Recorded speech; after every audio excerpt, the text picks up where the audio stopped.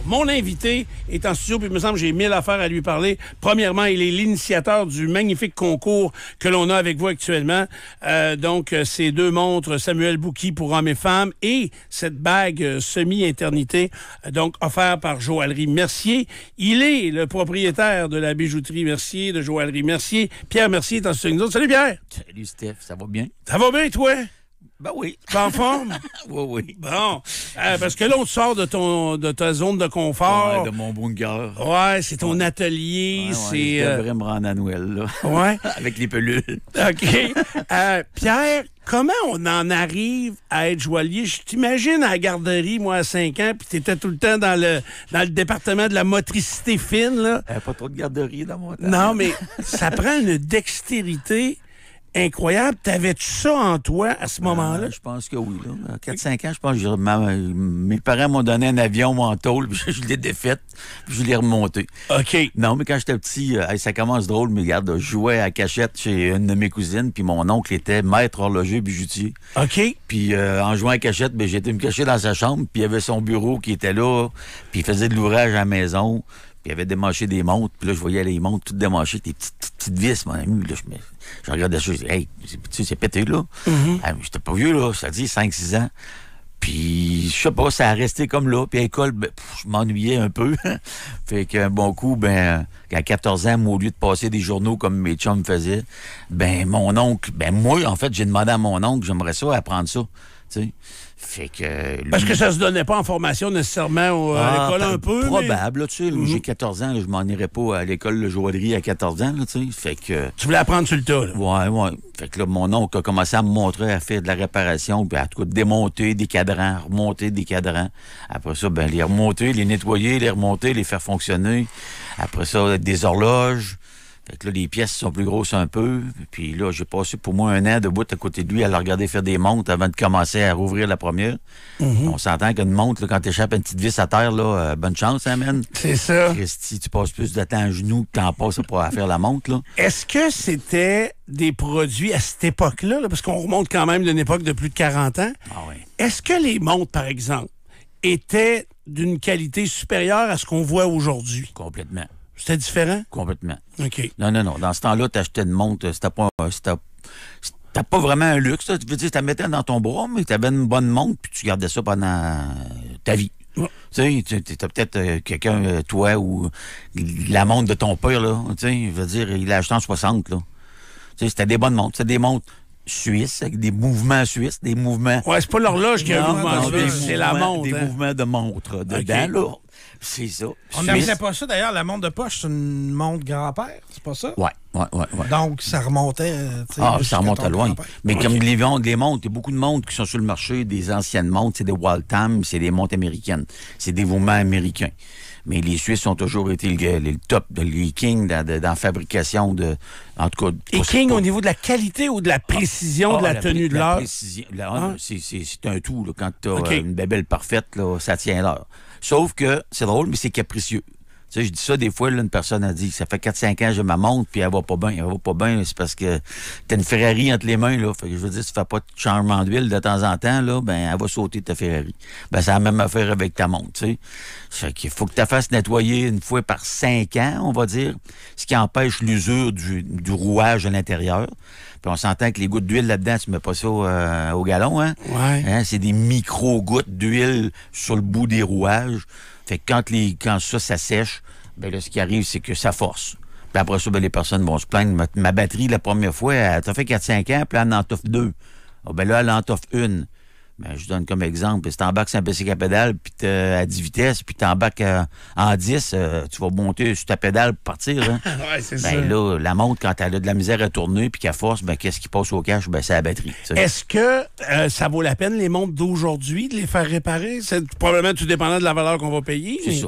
T'as beaucoup. Tu sais, t'achètes une Timex, c'est super bon, je veux rien dire. C'est étanche, puis tout te quitte. Mais bon coup, quand t'es fini, est fini. C'est ça. Tu sais, tu mets pas d'argent là-dessus, puis place de faire réparer. Là. Je pense que c'est un mec qui ont déménagé une maison mère au Texas, au Nouveau-Mexique. OK. Fait que, tu sais, Non, moi, j'essaie à la bijouterie. On n'a pas du bas de gamme, là, parce qu'il y a des affaires qui se font en Chine, là, c'est épouvantable, là. OK. Que tu achètes des fois sur Internet, là, puis tu vois dans la montre par la couronne, là, fait que du côté étanchéité, on peut repasser, là. Exact. T'sais. Mais la grosse différence, en tout cas sur les montres avec le temps, c'est la qualité de construction. Tu sais, dans le temps, là, il y avait beaucoup de bracelets. Quand l'acier est sorti, c'était des bracelets en acier repliés. Parce qu'il n'y avait pas de machinerie pour faire fondre l'acier puis caster de l'acier. Il y avait à peu près Rolex qui avait des boîtiers en acier. Mais les boîtiers en acier étaient tournés, tout fait à la main. OK. À cette heure, sont C'est pour capables ça qu'une Rolex, ça vaut aussi cher que ça. Ah oui. Aujourd'hui, tu sais, ils sont capables de caster, de fabriquer. Nos fameuses montres Samuel Bouki sont acier d'un bout à l'autre. Okay. Ça fait quoi d'avoir une montre en acier? Une personne qui fait de l'acidité ou n'importe quoi, qui avait un bracelet acier dans le temps, quand la montre était plaquée puis qu'en dessous était faite en laiton, je vais dire que si ton acidité passe au travers du plaquage, j'ai le temps de le dire. Ça attaquait la montre directement. Ça attaque la montre, là. Tu te ramasses, tu as plus de patte, puis le bras devient vert, là, tu sais, là. Et là, tu deviens joaillier. À un moment donné, tu décides de t'ouvrir toi-même. Hey boy, man, c'est un petit peu plus long que ça, là. Ben, on passera pas le restant de ton émission là-dessus, mais je suis passé de horloger, parce que c'est deux métiers différents, là. OK. OK, fait que là, moi, au commencement, je faisais réparation de montre avec mon oncle. Après ça, il y a un joaillier qui a demandé à mon oncle, parce que mon oncle faisait les réparations de montre pour sa bijouterie au gars. Il a demandé, t'as-tu quelqu'un à me présenter? Je chercherais un petit bijoutier, j'ai trop d'ouvrages, blabla. Fait qu'il a dit, ben moi, j'ai mon neveu, regarde, il commence, là, mais il a 16 ans, là, tu sais. Ben, il est bon, il a de la dextérité, blabla. Bon. Fait que le monsieur m'essaye, puis il me prend. Fait que moi, mon secondaire 5, il est comme pas fini. Fait que là, ben, je peux te dire que je l'ai pas fini. J'aimais mieux taponner. Dans l'or puis dans le diamant. Ouais. Fait que, tu sais, j'ai tout abandonné ça. Ma mère était pas trop d'accord, mais mon père, il a dit, garde, là, mon frère a fait sa vie là-dedans. Laisse le faire. Bon. C'est encore là. Et c'est tellement complexe, ce domaine-là. Là. Tu m'as appris des affaires quand on s'est vu la semaine passée. Écoute, c'est parce que ça l'a évolué. Puis là, puis les modes changent aussi. Tu sais, je regarde pour les bijoux. Bon, le diamant restera toujours là. On va en parler dans un instant. Mais aussi, on prend tout ça en or, on prend tout ça en argent, on prend tout ça, il y a de l'or rosé. Tout ça, ces métaux-là, là, au niveau des métaux, l'or, l'argent et le reste, comment on fait pour se démêler dans ça puis se retrouver? Ben, ouais, comme tu dis, là, vois-tu, les métaux de base, quand on va dire dans le temps, c'était surtout t'achetais une bague en argent ou t'achetais une bague en or. À cette heure, là, t'es rendu avec des matériaux de composite, t'as du titanium, regarde, t'as un choix extra multiple. Mais nous autres qui connaissons rien, on fait quoi pour pas se faire avoir? Tu sais, comment, à l'œil, est-ce qu'on n'est pas capable de départager ces matériaux-là? Ben, l'idée, c'est, tu sais, de l'argent, c'est de l'argent. L'argent, c'est un métal qui est semi-précieux, c'est pas un métal précieux. C'est un métal qui est mou, puis c'est un métal qui est altérable. Ça veut dire que si tu le portes puis tu fais de l'acidité ou si tu vas faire un tour d'un spa public, elle peut arriver que tu sortes de là, que ta chaîne elle va être noire bord en bord parce que le chlore va avoir altéré le métal. OK. Après ça, ben là, si tu prends de l'or, mais de l'or, c'est de l'or. Mais de l'or blanc, puis de l'or jaune, de l'or blanc, ça n'existe pas de l'or blanc là, dans la nature. Là. De l'or 24 carats, c'est jaune. Fait que quand tu as une bague en or 10 carats jaune, c'est parce qu'on met des alliages jaunes. Mais si tu as une bague en or blanc, tu mets des alliages blancs. Fait que quelqu'un qui dirait j'ai une bague en or blanc 24 carats, c'est impossible. Okay? Fait que parce que de l'or pur là, c'est 24 carats. Ouais, qu'on dit 0.999. OK? Parce que les mesures européennes, ils calculent comme ça. Une bague en 10 carats, nous autres, on marque 10 carats, mais si tu iras en Europe, ben, elle va être à 0.417. Fait que tu as 417, ça veut dire que tu as moins d'or d'une bague en 10 carats que tu as d'alliage.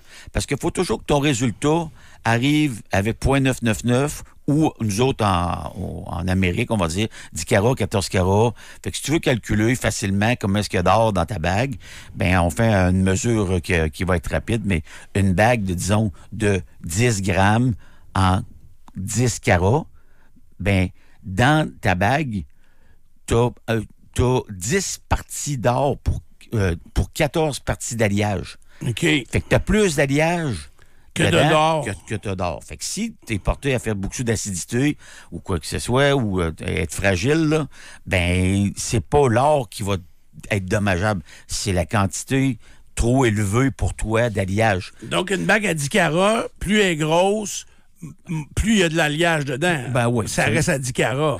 C'est ça. Mais moi, j'essaie de comprendre, là, les carats de l'or, c'est l'enrobage que vous mettez à l'alliage? Non. C'est pas enrobé. Moi, j'achète des grains d'or 24 carats. J'achète pas de lingots en tant que tel parce que je paierais pour une frappe de lingots que je vais fondre, je veux dire. Okay. Fait que j'achète des grains d'or 24 carats. Fait que donc, si je me fais une bague, on va dire, en 10 carats, là, même mettre ça simple, là, je mets 10 grammes d'or pur, puis je mets des grains, 14 grammes de grains. OK. Je vais me ramasser avec 24. Fait que là, j'arrive à mon total de 24. Mais puis là, tu fonds ça tout ensemble? Oui, là, c'est tout fondu. OK. Fait que c'est comme tu te fais une palette de chocolat au lait. OK. Ben, tu prends du chocolat, 10 parties de chocolat, puis 14 parties de lait. OK. Là, tu viens de te faire une palette de chocolat au lait. OK. Ben, moi, c'est ça que je fais. Donc, puis, ça altère un peu la couleur de l'or à l'œil, la quantité de ben là, métal. tu vois, le 24 carats, il est jaune, très, très jaune. OK. Bien, c'est là ce qui vient en jeu quand tu achètes une bague en or rose. Ben, tout simplement, l'alliage est rose. Ce qui met le rose dans l'alliage, c'est du cuivre. OK. Mais si tu as une bague en 10 carats, puis qu'elle est rose, tu as beaucoup de cuivre dedans. OK. J'ai des bijoux à la maison. Comment je détermine ça a 10 carats, ça a 14, ça a 20? On peut se fier au, on va dire, l'étampe dedans, mais l'étampe dedans, ça, c'est pas foi de garantie, hein? OK. T'es au bar, puis le gars vient de voir, gamin, j'ai une grosse chaîne à bout 3000, mon char est brisé, puis j'ai besoin de 500 pièces, donne-moi 500 pièces parce que ça m'aiderait, je viens de Tombouctou. Là, tu vas chez le bijoutier, puis il dit, ben, il y a un beau punch, là, mais ça vaut 0 pin bar. OK. Ça, il y en a un Christy de paquet qui se font pogner avec ça. Ça veut dire on pense que c'est des bijoux en or parce qu'à l'intérieur, on a punché le nombre de carats. C'est ça. Puis c'est faux, ça. Ouais, ben là, n'importe. Puis quel bandit peut avoir un punch, je veux dire. Mais toi, tu mesures ça. Donc, on va voir un expert, puis toi, tu mesures ça comment? Il y a combien d'or dans le bijou que j'ai là? Ben moi, je le teste à l'acide. Fait que tout simplement, moi, j'ai des acides qui fait que des acides de 10, de 14, de 18. Fait que sur une pierre, on va dire que je fais comme un crayon sur une feuille, là. Okay. Bon, ben je me fais des barres, des lignes avec ton bijou. Puis là, je vais mettre une goutte d'acide dessus de 10 carats. Si ça bouge pas, c'est en 10 carats. Mais si je mets une goutte d'acide pour le 14 carats sur ton 10, ben moi, ce que je vois, là, ton 10, il disparaît. OK. Fait que là, ben, je sais que c'est en 10, ça. Mais si je mets de l'acide 14, puis ça reste là, il est en 14. Si je mets de l'acide de 18 dessus, puis ma marque reste là, c'est en 18. Il y a aussi des machines qui se vendent aussi dispendieuses. Là, je suis rendu trop vieux pour acheter des machines dispendieuses. Je passe plus au travers de mes prêts. Mais mettons des électroniques qui sont capables de calculer le poids. Pas le poids, mais la teneur en or, mais même départager tout ce qu'il y a comme alliage dedans. Donc, si j'ai un héritage, une grand-mère ou mes parents, puis là, il y a des bijoux en or que moi, je porterai pas. Là, j'entends, des fois, je vois des places où ils disent « Hey, venez, on achète l'or de tout le monde, là, puis tout ça, là. Ouais. Ils n'ont pas de l'air trop être joailliers, eux autres, là. Non, regarde, je vais te donner un exemple de cette semaine, là. Il était en région cette semaine, nous autres, à Québec, là. Il était même sur la Rive-Sud, pas loin de chez nous. Puis j'ai eu 2 clients qui sont venus chez nous qui ont passé par là avant. Pour aller vendre de l'or. Pour aller vendre de l'or. Mais ils ont compris que c'est peut-être pas la meilleure place, puis ils ont viré de bord. J'en ai un, le monsieur, lui, était là-bas, il y avait pas mal de bijoux, puis il lui donnait 500. Puis moi, j'ai donné 700. OK. J'ai même resté surpris quand même qu'il donnait quand même pas si pire. Mais il y avait un écart... Mais il y avait un écart de 200 pièces. Ça veut dire que j'avais un écart de 40 en l'achetant. OK. C'est normal que le bijoutier, ils veulent l'acheter aussi peut-être pour se faire un profit. Parce que si je suis une bijouterie normale, moi, je manufacture. Fait que moi, l'or que j'achète la plupart du temps, je le prends, je l'envoie à une raffinerie, il est raffiné, puis il me revient en grains de 24. J'ai des frais de raffinage. OK, toi, tu vas extraire l'or du matériel? Oui, mais ça, c'est pas ma job, mais je l'envoie à une compagnie qui me fait ça. Okay. J'ai des frais de raffinage, fait que dans mon achat, je déduis mes frais de raffinage, je veux pas me créer une dette, puis que ça me coûte plus cher que d'acheter des grains directement. OK? Mais c'est certain que des bijouteries je vais dire de centre commercial, ça dépend. Si tu as le patron en arrière du comptoir, tu sais, il y en a de moins en moins, là. Tu as beaucoup de chaînes. C'est peut-être pas le best, là, tu sais. C'est peut-être pas le meilleur endroit pour avoir le meilleur prix pour ton or. Ça. Est-ce que... Bon, moi, je vais offrir une bague en or à Karen, là. T'aimerais ça, hein? Ben oui, absolument. OK. Je peux la revendre. Je veux pas mettre là, la maison en jeu là, pour une bague en or, là. Ouais. Je vais, mettons, en carats, là, j'aurais aucune idée. Là. J'achète quoi, là? 4, 5 carats, 14, 20. Comment on établit qu'est-ce qu'on devrait investir? 4-5 carènes. 4-5 carènes, oui. Ben, regarde, Steph, comme je dis, nous autres en Amérique, là, en Europe, là, de trouver du 10 carats, là, ben, tu vas chercher, même aux États-Unis, souvent, ils calculent presque même pas ça comme une mesure de bijoux de valeur, on va dire. OK. Mais 10 carats, 14 carats, c'est correct, là. 14 carats, moi, je conseille pour les personnes, comme je te dis, qui vont faire des allergies ou quoi que ce soit. Ben, tu vas avoir de quoi de beau en 18 carats. Là tu as un Christy de beau bijou parce que plus tu montes en carats, plus la couleur est jaune, plus qu'elle est belle, plus qu'elle est un petit peu plus fragile parce que l'or en tant que tel, c'est mou. OK? Mais n'empêche que tu vas avoir une petite belle bague qui était certain qu'elle ne noircira pas, qu'elle ne viendra pas tout croche. Puis mettons, là, sans parler de grosseur ou rien, entre 14 carats et 18 carats, la même bague, ça peut représenter quoi, du simple au double au niveau du prix? Ou un tiers de plus? Regarde, moi, je te dis, tu as 10 carats, tu as 14 carats, tu as 4 de plus d'or, fait que tu peux t'attendre toujours bien. Ou, je veux dire, 40 plus d'or, là, 4 sur 10, là. Fait que tu peux t'attendre à une augmentation, peut-être pas de 40 parce que le travail est le même, que je fasse une bague en 10, en 14, en 18 ou en argent. Si je passe 1 heure, je passe 1 heure, là. Okay. C'est pas là-dessus, mais c'est sur la valeur vraiment de l'or pur que je vais mettre dedans qui va. Puis après ça, c'est sûr que là, tu as tout le travail. Je te fais un jonc, pas trop compliqué à faire, mais si je te fais une bague puis je te mets un diamant dessus ou je t'en mets 200, c'est pas le même job, là. Okay. La question qui est drôle, qui m'est posée de temps en temps, c'est « Ouais, mais je vais-tu payer plus cher parce que vous me la faites? » Ben, c'est parce que le bijou, là, c'est pas une poule qui pond un œuf, là. Il y a le bijou, il y a quelqu'un qui l'a fait, là. Mais l'idée, c'est que là, quelqu'un qui l'a fait, qui le vend à un distributeur, que le distributeur, il s'en va d'une bijouterie pour le vendre à la bijouterie, puis la bijouterie te le vend. Ben, il y en a 3 qui ont fait de l'argent en arrière. Ouais, c'est ça. Alors que toi, t'es fabrique. Moi, je le fabrique. Fait que t'as des chances de sauver. Ouais. Mais je fais pas tout, là. Tu m'en as fabriqué 3, moi. J'en ai 3. Je fais pas tous mes bijoux, je serais jamais capable. Ben, man, j'ai de la misère à arriver, là.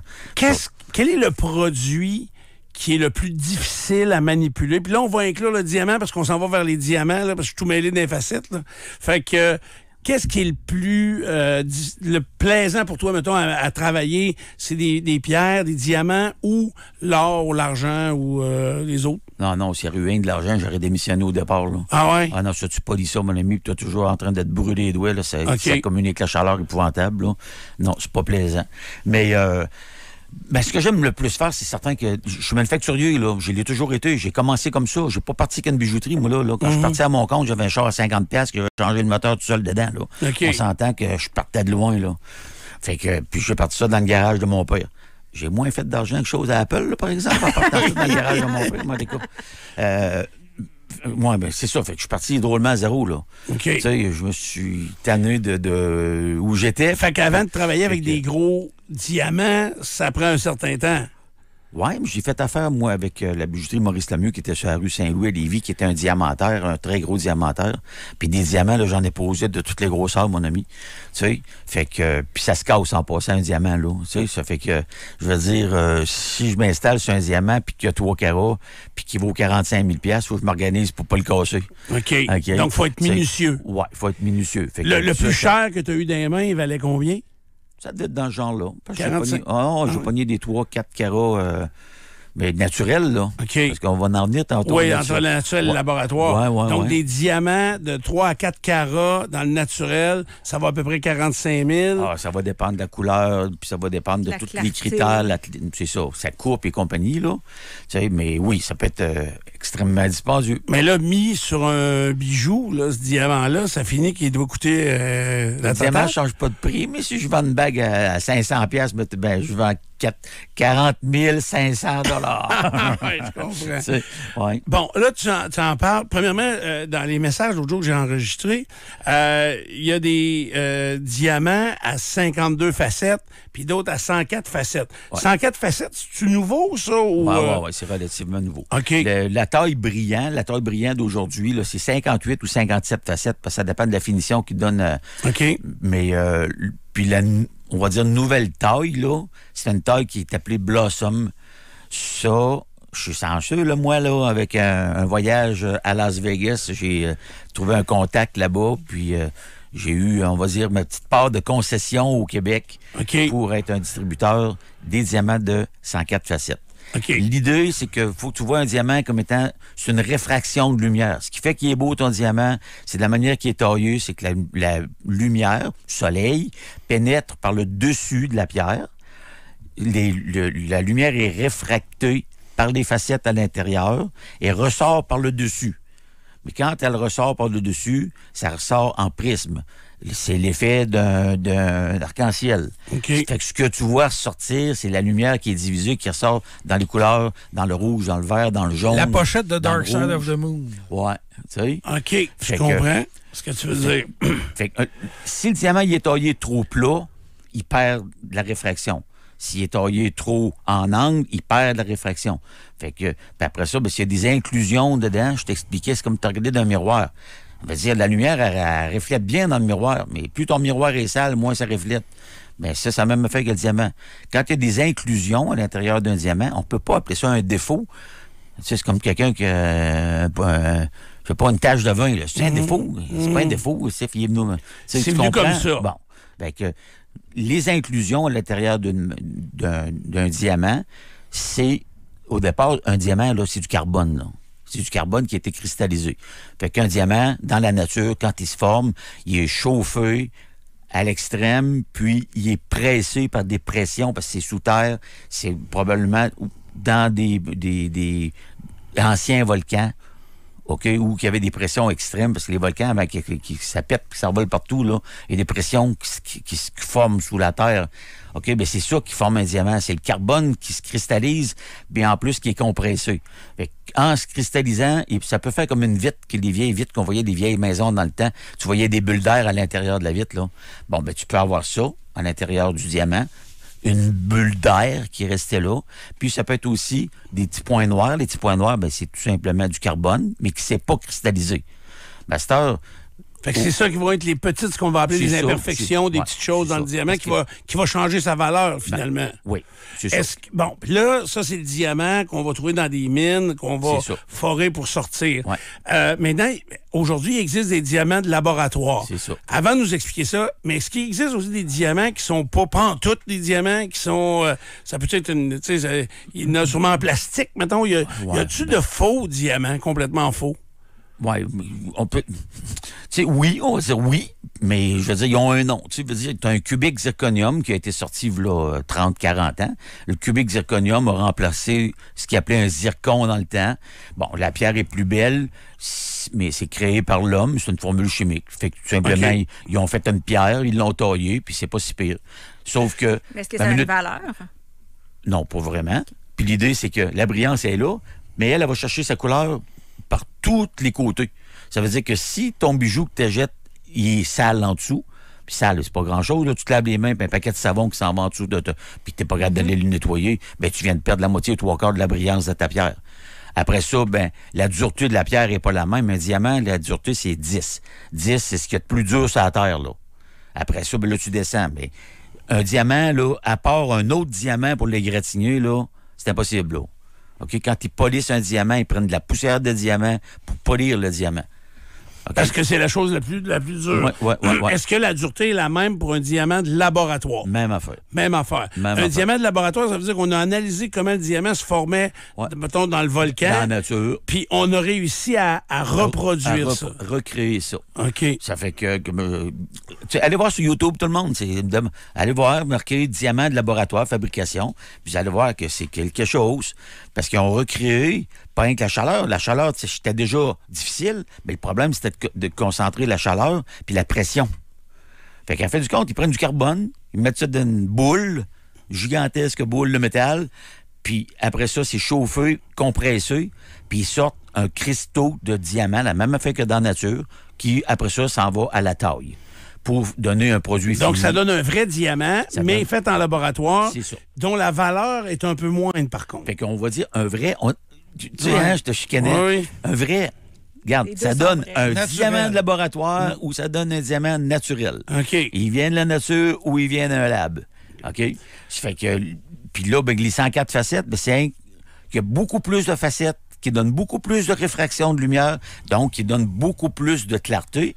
Puis en plus, les diamants que j'ai de 104 facettes, c'est du diamant de laboratoire.